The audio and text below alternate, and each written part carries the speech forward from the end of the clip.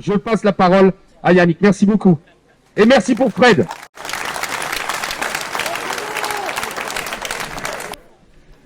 Alors l'équipe dirigeante m'a missionné pour faire un historique du club. Je ferai mon historique. Alors, chers amis, madame, messieurs les élus, nous tenions tout d'abord, ma sœur, la famille, les amis et moi-même à te remercier, Isabelle, ainsi que ton conseil municipal de rendre hommage à l'engagement public de papa pour le village et particulièrement envers la jeunesse. Nous remercions également la magnifique équipe de l'ASF qui organise les 60 ans du club depuis des mois et qui, toute l'année, semaine après semaine, font vivre ce club. À travers Géraldine, Stéphane et Frédéric, nous saluons chaleureusement tous les bénévoles et joueurs qui vous entourent. Je crois vraiment que les souvenirs ne sont pas un simple aller-retour dans le passé. Ils sont constitutifs de notre identité. La preuve, nous sommes presque tous là. Certains auraient adoré l'être, nous le savons tous. Je pense à Patrick Constance, à Jean-Luc Raël, longtemps entraîneur des filles, arbitre et serviteur du club et grand animateur de troisième mi-temps. À Dominique Blanc, à Pierrot Costesec, à mon cousin Germain, Cédric, joueur de Pichéric, et à bien d'autres copines et copains malheureusement disparus. Mais au-delà de nos souvenirs, c'est l'amitié et la fraternité vécue et autour des terrains qui sont sans doute nos liens les plus solides. 60 ans. Ce club n'a jamais été aussi vivant, fourmillant de jeunesse, de mixité, d'avenir, de projets et j'espère d'utopie, comme il y a 60 ans quand papa et Pierrot Costesec, jeunes enseignants, décident de créer un mouvement d'éducation populaire à Fabrezan. Du sport et du socio-culturel pour tous. L'objectif était de créer des projets de vie commune envers et avec la jeunesse, avec accès à tous et gratuit. Ce sera le hand pour le sport, le foyer pour le socio-culturel, comme on disait autrefois. En 1961-62, il n'y a pas encore de championnat organisé par le comité de l'Aude. Qu'à cela ne tienne, on organise des matchs scolaires et adultes dans le cadre de l'UFOLEP, Sport pour tous. Fabrezan n'est pas un cas à part. D'autres instituteurs proches de papa ont quelques années après eu la même démarche en créant également des clubs plus ou moins éphémères. Je pense à Jean-Claude Persec, à Moux, à Guy Pêche, à Trèbes et à Robert Poumès qui est là, à Pichéric. Les années 60 et 70 seront le temps du hand des villages. Le premier match de Fabrezan fut contre le Argens Minervois de René Martinol. Et ça s'est joué devant l'école de Fabrezan. Je ne dévoilerai pas le score, mais René Martinol viendra jouer à Fabrezan l'année suivante. Tout est dit. Dès 1962, on joue sur l'avenue de la Gare, devant les douches. Il faut tracer le terrain, positionner les cages et le cas échéant faire la circulation. En 1963, le club devient officiel. L'ASF, l'association sportive fabrezanaise. On déplace le terrain au niveau de l'actuel foyer. Le premier championnat débute avec une équipe senior qui restera presque la même durant la décennie. Joss, René, les deux Yves, André, Maurice, Pierrot et Robert. Cette équipe avait deux particularités comme me le confiait André Perruchot. Je le cite. En 8 ans, nous ne nous sommes jamais entraînés.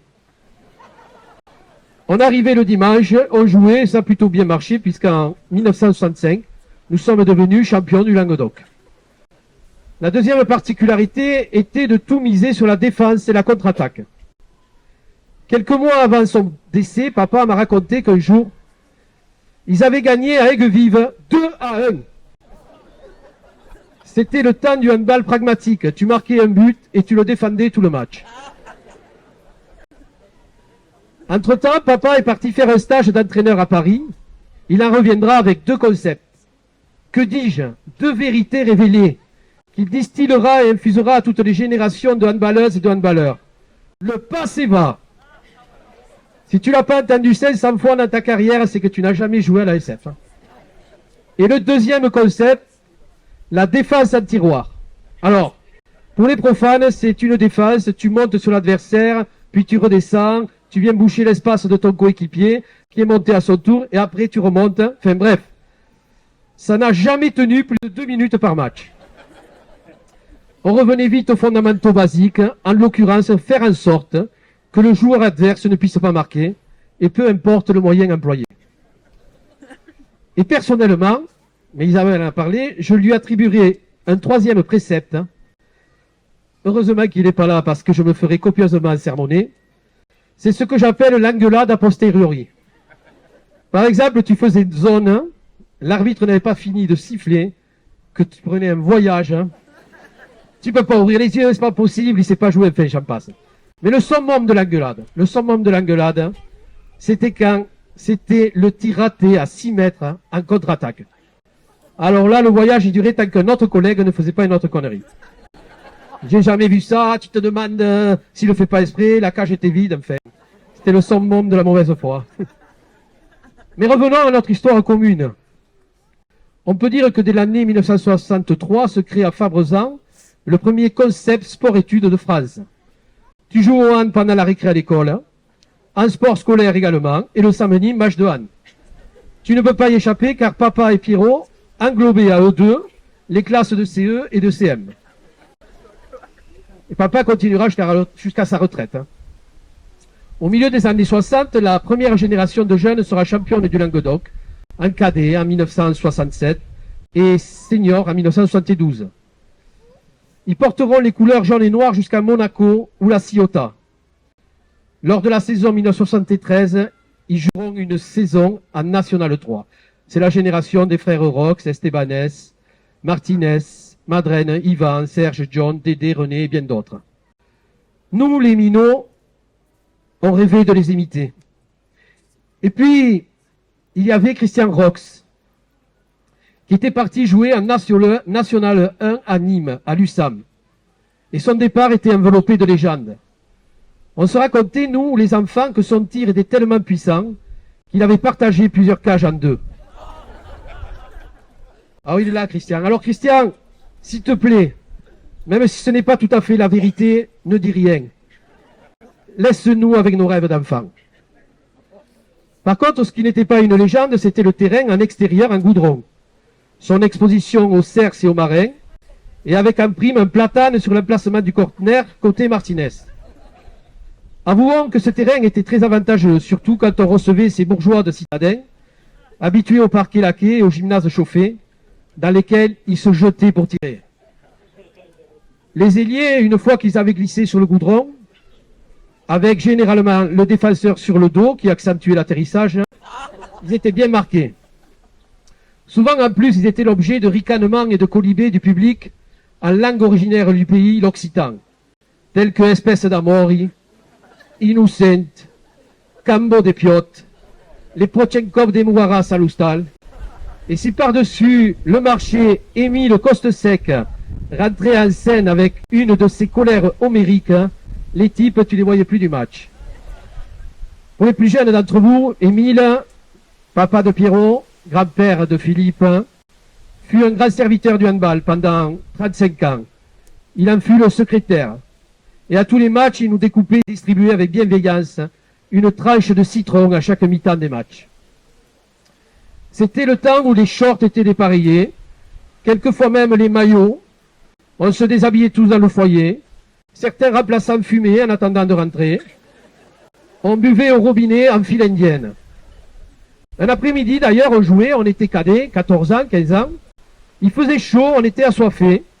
Pas de chance, coupure d'eau au robinet. C'est véridique. Papa arrive avec une bouteille. Il nous remplit un gobelet à chacun. C'était du martini. On a bu la bouteille. Chaque fois que je lui rappelais, il ne s'en souvenait pas. Mais moi, oui. 60 ans de génération de joueuses et joueurs qui se sont succédés en maillot jaune et noir. De derby saignant à Amoux ou à Puchéric, de repas d'après-match inoubliables au resto de Minervois à Carcassonne. Beaucoup de saisons titrées, champion de l'Aude en catégorie de jeunes, en féminine senior, en masculin senior, une finale de la Coupe de l'Aude inoubliable en 1985 entre Fabrezan 1 et Fabrezan 2. Des descentes en catégories inférieures ou des remontées. D'ailleurs, à ce sujet, au début des années 90, nous avions une belle équipe et nous jouions la montée en régionale. La dernière journée, nous avions un point d'avance sur notre concurrent direct, Narbonne, dans lesquels Lambry jouait. Alors, pour monter, il nous fallait gagner le dernier match, et c'était à Trèbes. On perd. Déçu, on va quand même à la réception d'après-match, et après 2 heures à refaire le match, on l'a refait pour de bon. L'arbitre était là, les Trébéens aussi, on a refait la feuille de match, on a fait qu'inverser le score. Hein. On est monté. Et comme dit si bien André Perruchot, rien ne sert de s'entraîner pour gagner les matchs. Et Jean-Luc Graël aurait sûrement rajouté, les enfants, il ne faut jamais négliger la 3e mi-temps. La preuve.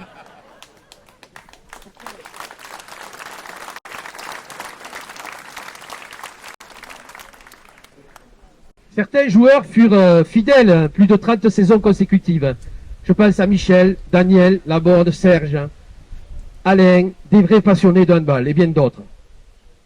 Comme dans la vie, le club a eu ses hauts et ses bas, mais il y a toujours eu, comme a dit Isabelle, même lors des années maigres, 1 ou 2 équipes.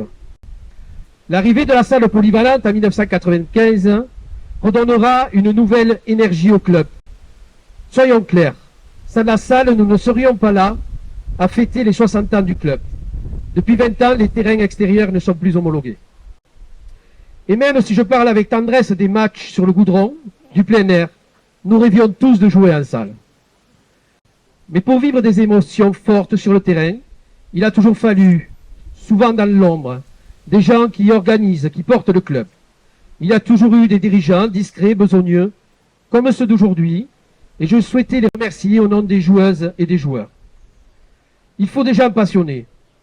Et je voudrais rendre un hommage sincère à Dominique Paoli, qui pendant plus de 35 ans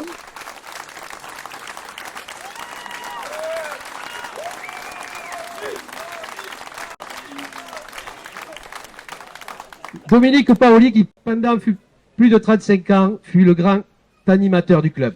Alors maman, elle disait, Dominique, il n'y a pas plus bordélique. Mais il n'y a pas plus généreux que lui.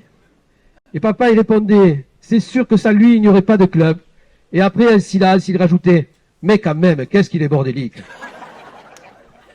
En tout cas, Domi, on te doit beaucoup, et je tenais à te dire que maman et papa t'adoraient, et je me joins à eux. Oui, Domi, comme papa, tu as trimballé des générations de jeunes dans ta voiture, des fois avec 6-7 enfants pour qu'ils puissent quand même jouer. Comme papa, tu as arbitré quand il n'y avait pas d'arbitre. Comme papa, tu allais chercher, réveiller, ramener des joueurs chez eux. Comme papa, tu as joué quand il manquait un joueur. Comme papa, tu as aimé t'occuper de la jeunesse. Et puis, comme joueur, n'oublions pas que tu es l'inventeur de la chistera de l'à peu près. En l'occurrence, une passe dans le dos, effectuée à un moment improbable du match, et systématiquement interceptée par l'équipe adverse. Et ça ne fait rien. Papa, maman, vous auriez tant aimé. Et nous aurions tous aimé que vous soyez là pour ces 60 ans. Vous auriez été heureux de voir tous ces visages amis. Nous sommes là avec Yves, Anne, Delphine, José, Juliette, Laura, Manu, Chloé, Biraïm, Victor, Thibaut, Erwan, Pablo et vos 5 arrière-petits-enfants. Il y a Pierrette, Philippe, nos amis de toujours, et notre famille, celle du Han. Cette aventure du Han, papa, que tu as portée, aimée, elle fut possible car maman a toujours été à tes côtés. Dans l'ombre, souvent, elle avait des dizaines de maillots, à organiser des réceptions, mais aussi sur et au bord des terrains. Maman ne manquait pas un match pour encourager les jeunes qu'elle aimait tant. J'aime comparer les histoires de vie commune à une mosaïque. Ici, chacun est une pièce de la mosaïque handball. Chacun a une histoire à raconter, un éclat de rire à faire partager, un exploit qui évolue à chaque récit que l'on connaît par cœur, mais qu'on aime entendre et réentendre. Ici, chacun a des souvenirs communs, fraternels, simples, comme un coup de rouge bu ensemble, l'odeur du vestiaire, une embrassade de fin de match. Mais si par un instant, par la pensée, on pouvait regrouper ces pièces de mémoire, elles auraient toutes un lien avec toi, papa. Tu as été pour ce club plus qu'une pièce de la mosaïque. Tu fus le liant qui a permis aux uns et aux autres de vivre de grandes émotions, mais surtout de s'en souvenir toute la vie. Vive Fabrezan, vive la SF, vive la jeunesse. Je vous remercie.